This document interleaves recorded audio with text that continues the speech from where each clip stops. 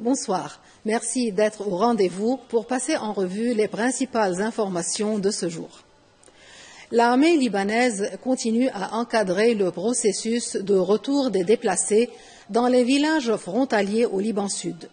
Ceux-ci ont été tristement surpris par l'ampleur des dégâts causés aux maisons, aux infrastructures, aux édifices religieux et aux vestiges archéologiques. L'armée israélienne a quant à elle poursuivi ses agressions. Israélienne a fait exploser les environs d'une mosquée à Ouazzani et des bulldozers ont procédé au déracinement d'arbres dans une ferme de Majidiyeh à Hasbaya. Elle a aussi érigé des digues de terre à proximité de la position de l'armée libanaise à l'entrée ouest de la ville de Houla et détruit des maisons aux bulldozers dans la région de Marj Houla. À Faïlha, à l'ouest de Baïsi Jabal, des soldats israéliens maintiennent leur position à proximité du centre de la force intérimaire des Nations Unies au Liban, à une dizaine de mètres seulement du poste de l'armée libanaise. Parallèlement, l'armée libanaise se prépare à se déployer à Dermimès, anticipant dans ce contexte un éventuel repositionnement à Kfar Kila. De plus, des patrouilles motorisées de l'armée libanaise avance vers Yaroud depuis l'ouest. Dans un message publié sur son compte X, le porte-parole arabophone de l'armée israélienne, Avichai Aderai, a précisé que les autorités israéliennes poursuivraient leurs actions militaires dans le cadre de la lutte contre le Hezbollah et que l'armée israélienne avait récemment redéployé ses troupes dans diverses zones du sud, conformément à l'accord de cessez-le-feu. Ce redéploiement vise, selon lui, à faciliter l'entrée progressive de l'armée libanaise et à démanteler les infrastructures du Hezbollah dans cette région. L'armée israélienne avait libéré lundi soir 6 Libanais capturés dimanche soir à Houla, à Marjayoun, lorsqu'un grand nombre de civils ont tenté de rejoindre leur village du sud entre dimanche et lundi.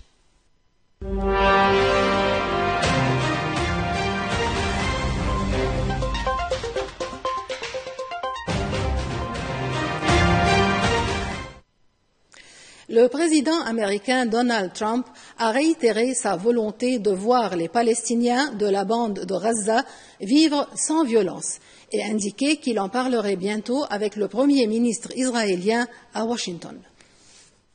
J'aimerais que les Palestiniens vivent dans une région où ils peuvent vivre sans perturbation, sans révolution et sans violence, a affirmé le président Trump à bord de l'avion Air Force One, le ramenant de Floride. La bande de Gaza, c'est l'enfer depuis tant d'années. Je pense donc que les gens pourraient vivre dans des zones beaucoup plus sûres et peut-être beaucoup plus confortables, a-t-il dit. Interrogé pour savoir s'il croyait toujours en la solution de 2 États, israéliens et palestiniens, il a répondu « Je vais en parler avec Benjamin Netanyahou dans un avenir pas très lointain, il va venir ici. » Il n'a mentionné aucune date, mais indiqué que ce serait très bientôt.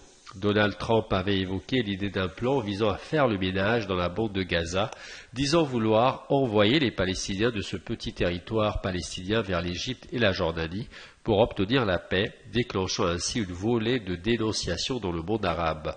Le président Trump s'est entretenu avec le roi Abdallah II de Jordanie et le président égyptien Abdel Fattah el-Sisi. Des sources jordaniennes ont affirmé refuser tout transfert des Palestiniens. Le Qatar a pour sa part réitéré son soutien à la solution de 2 États, après les propos du président américain Donald Trump qui a répété vouloir déplacer les habitants de Gaza vers l'Égypte et la Jordanie. Notre position a toujours été claire sur la nécessité pour le peuple palestinien d'obtenir ses droits et sur le fait que la solution de 2 États est la seule voie à suivre pour résoudre la question palestinienne, a déclaré le porte-parole du ministère qatari des Affaires étrangères, Majed El-Ansari, en réponse à une question d'un journaliste sur les propos tenus par le président américain. Entre-temps, plus de 300 000 personnes ont regagné le nord de Gaza à la faveur du fragile cessez-le-feu en place depuis le 19 janvier entre Israël et le Hamas. La quasi-totalité des 2,4 millions d'habitants de la bande de Gaza avaient été déplacés par la guerre provoquée lors de l'attaque du 7 octobre 2023. Cette idée de déplacer les Palestiniens vers l'Égypte ou la Jordanie a été vivement critiquée par l'Iran, notamment par le porte-parole du ministère iranien des Affaires étrangères, Ismail Baqai. Celui-ci avait affirmé dans un message sur X que la coercition politique et les manipulations démographiques ne pourront pas forcer les Palestiniens à migrer, ajoutant que Gaza est la patrie des Palestiniens et qu'ils ont payé un prix extrêmement élevé pour y rester.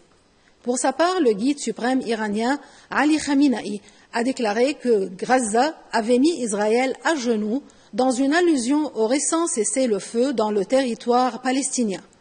L'accord de cessez-le-feu et de libération d'otages conclu entre Israël et le Hamas est entré en vigueur il y a un peu plus d'une semaine dans le but de mettre un terme à plus de 15 mois de guerre. Le petit Gaza limité a mis à genoux le régime sioniste, armé jusqu'aux dents et entièrement soutenu par l'Amérique, a déclaré le guide Khamenei lors d'une réunion avec des responsables à Téhéran. Une délégation de haut niveau du ministère russe des Affaires étrangères, présidée par l'envoyé spécial du président russe pour le Moyen-Orient et l'Afrique et vice-ministre des Affaires étrangères, Mikhail Bogdanov, est arrivée dans la capitale syrienne. Il s'est entretenu avec le chef de l'administration militaire syrienne, Ahmed al-Shara, et rencontré le ministre syrien des Affaires étrangères, Asad al-Shibani. Au programme des discussions, les relations bilatérales, les intérêts économiques et éventuellement le droit d'asile accordé à Bachar el-Assad. Cette visite s'inscrit dans le cadre du renforcement des relations historiques entre la Fédération de Russie et la Syrie sur la base d'intérêts communs, a déclaré M. Bogdanov, soulignant que la Russie est attachée à l'unité, à l'indépendance et à l'intégrité territoriale de la Syrie, ainsi qu'à la réconciliation et à la paix sociale dans le pays.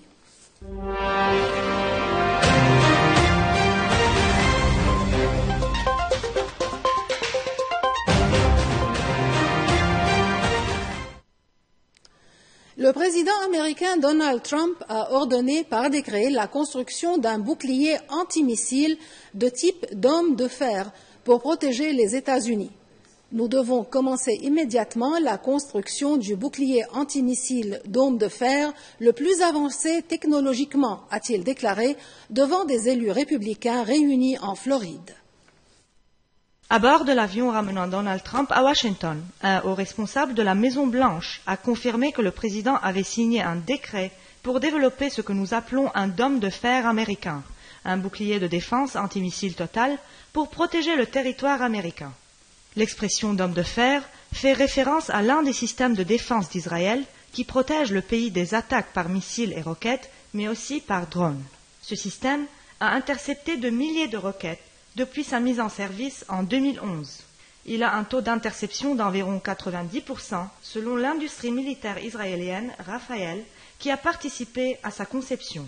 Israël a d'abord développé seul le dôme de fer après la guerre du Liban de 2006 avant d'être rejoint par les États-Unis qui ont adopté leur savoir-faire en matière de défense et de milliards de dollars de soutien financier.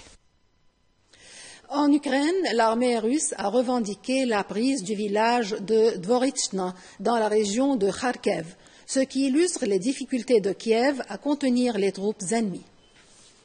Des unités russes du groupement de troupes ouest ont libéré la localité de Dvorechnaya, a indiqué le ministère russe de la Défense. Avant le début de l'offensive contre l'Ukraine en 2022, cette localité comptait quelques 3500 habitants. Les forces russes sont parvenues, début janvier, à établir une tête de pont en franchissant l'Oskil, rivière de l'Est de l'Ukraine et obstacle naturel qui séparait dans ce secteur les positions des deux camps. Elles avancent désormais dans la partie occidentale de la région de Kharkiv, dont elles avaient été chassées à l'automne 2022 lors d'une contre-attaque ukrainienne fulgurante. La localité de Dvorchnaya s'était ainsi retrouvée sous occupation au début de l'attaque de février 2022, avant d'être prise par Kiev quelques mois plus tard. Les troupes du Kremlin sont désormais à quelques kilomètres seulement de Kupiansk, une ville qui comptait environ 25 000 habitants avant la guerre et qui constitue la principale place forte ukrainienne de cette zone. Les forces de Kiev sont également en difficulté dans la région orientale de Donetsk, tout particulièrement autour de Pokrovsk, ville clé pour la logistique militaire et l'industrie du charbon. Le président français Emmanuel Macron s'est rendu au chevet du Louvre pour des annonces en réponse à l'alerte du musée le plus visité au monde, confronté à une vétusté alarmante et au casse-tête des milliers de touristes qui défilent quotidiennement sous la pyramide et devant la Joconde. Le musée cristallise l'attention depuis que sa présidente directrice, Laurence Descartes, a tiré la sonnette d'alarme dans une note du 13 janvier à la ministre de la Culture, Rachida Dati. Le document égrène les problèmes que confronte le Louvre. Un conseiller présidentiel relève que la réflexion porte aussi sur le lieu d'accrochage de la Joconde, car l'engouement des visiteurs, qui sont 20 000 par jour, à l'admirer sans confirmer un éventuel déplacement du portrait de Mona Lisa dans un nouvel espace. Or, les travaux nécessaires se chiffrent, selon la direction du musée, en centaines de millions d'euros. Le chiffre d'1 demi-milliard a circulé sans être confirmé. Si l'entretien des vestiges du passé laisse à désirer, les exploits futuristes sont des plus ambitieux.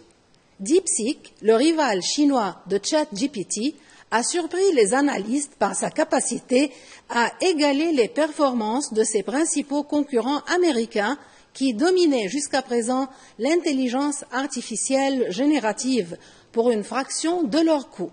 L'application a grimpé en tête des téléchargements sur l'App Store, fait plonger en bourse le géant américain des puces spécialisé dans l'intelligence artificielle et suscité une vague d'avertissements de la Silicon Valley à la Maison-Blanche.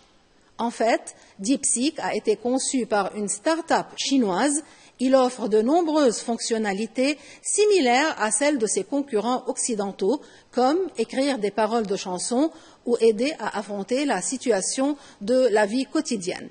Ces performances, qu'il s'agisse de rédiger du code complexe ou de résoudre des problèmes mathématiques difficiles, ont surpris les experts.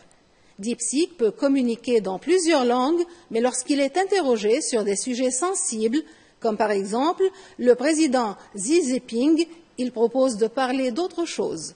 La Chine ambitionne de devenir le leader de l'intelligence artificielle d'ici 2030, avec des investissements prévus de plusieurs dizaines de milliards d'euros dans ce domaine au cours des prochaines années.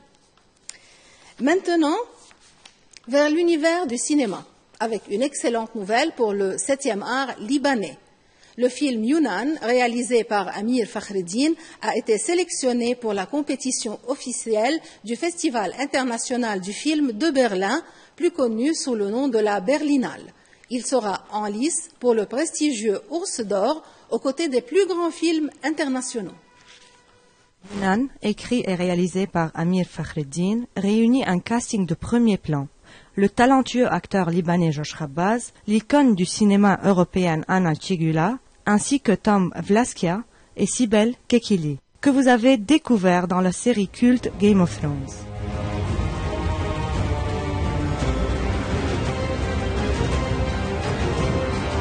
En intégrant la compétition officielle de cette 75e édition, Josh Chabaz est automatiquement nommé dans la catégorie de meilleur acteur, dans un rôle principal, une reconnaissance majeure pour le cinéma libanais. Pour rappel, la Berlinale est l'un des festivals les plus prestigieux au monde, aux côtés de Cannes et Venise, et récompense les plus grandes étoiles du cinéma depuis des décennies. Le cinéma libanais continue de briller sur la scène internationale.